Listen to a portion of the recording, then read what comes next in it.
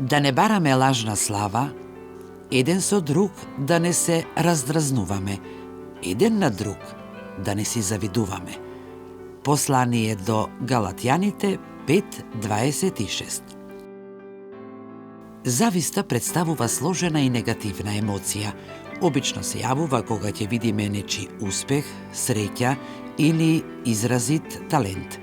Затоа со право можеме да кажеме дека неудобното чувство кое го предизвикува таа се втемелува врз споредувањето со другите. Зависта не само што не оддалечува од другите, туку и ја уништува нашата внатрешна среќа, како што забележува филозофот Артур Шопенхауер.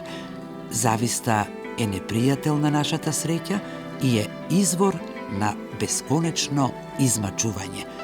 Токму поради неа, ние наместо да се радуваме на она што го имаме, се оптоваруваме со она што го немаме. А како да се ослободиме од зависта? Најпрво, треба да сватиме дека секој човек си има свој пат.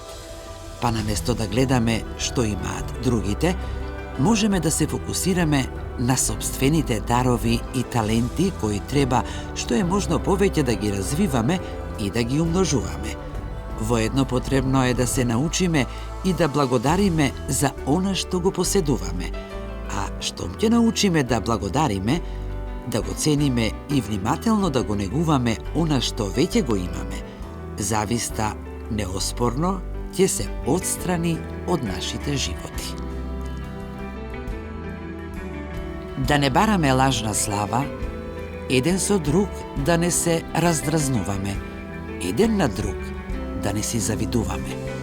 Послание до Галатјаните 5:26.